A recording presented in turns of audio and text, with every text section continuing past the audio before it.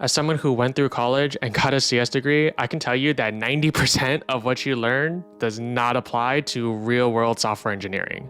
College just doesn't give you good practice for working at an actual tech company. That is why in this video, I'm going to share with you 5 tips with actionable changes that you can apply so that if this is your first job out of college, you can take these tips to better prepare yourself for what a real tech job is like. If you're new here to the channel, hi, my name is Kevin, and I graduated from UC Berkeley in computer science and have been a software engineer for the last 5 years.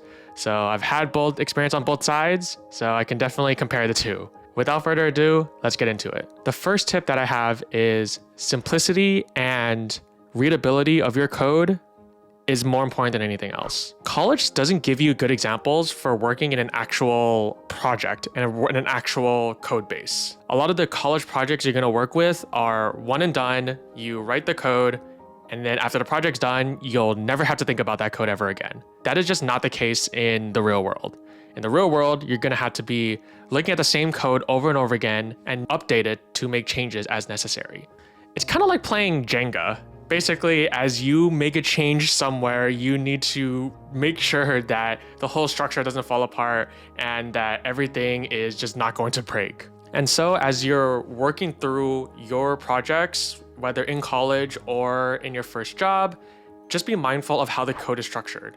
One thing I ask myself for this is, would I be able to understand this code in 6 months, for example? Would I be able to look at this code after 6 months and remember what the heck is going on here? Tip number 2, you won't be working alone anymore. As you're working with other developers, you'll be making incremental changes with pull requests into the code base. Here are some simple things I just recommend doing as you're working with other developers. Number 1, keep PRs small. This should be self-explanatory, right?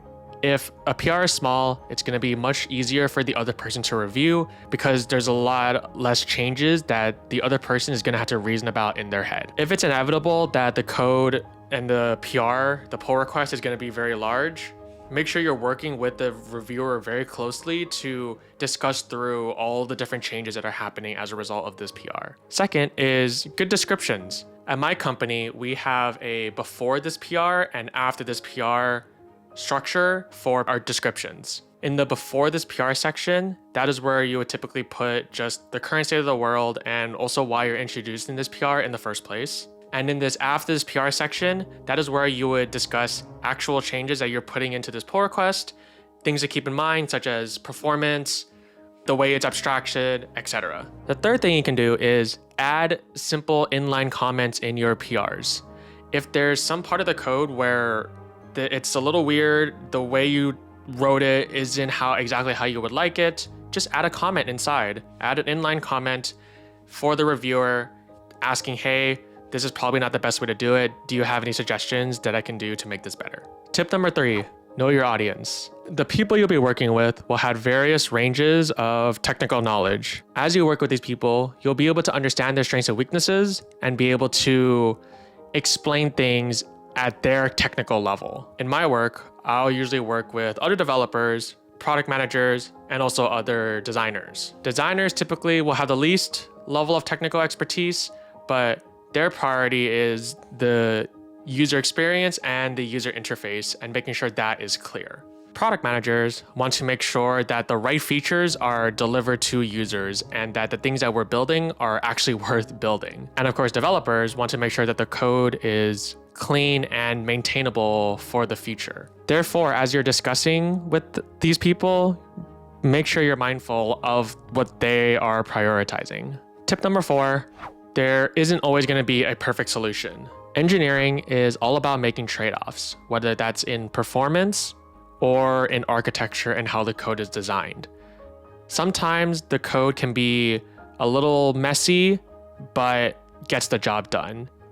And you have to ask yourself whether it's worth trying to refactor it to make it cleaner or just leaving it as is. Basically, every engineering decision that is made is going to have pros and cons.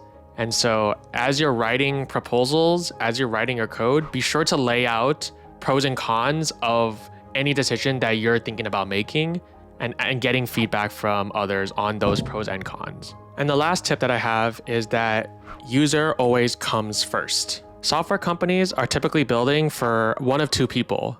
Either they're building for consumers and meant to be used widely, such as Facebook or Google, or they're building it for enterprise, which is basically other companies. An example of this would be financial services or data services. Regardless, every company needs to be cognizant of the users that they're building for. They need to ask themselves questions like, how technical are these users? How much subject matter expertise do they need to use the product? And what are their pain points currently? And what can we do to help with those pain points? That's the whole reason why these big companies will have user research divisions, which their sole purpose is to understand the user and figure out what are the right things to build for them. And so if you're unsure of which features are worth building for your business, ask the user. When in doubt, just ask the user.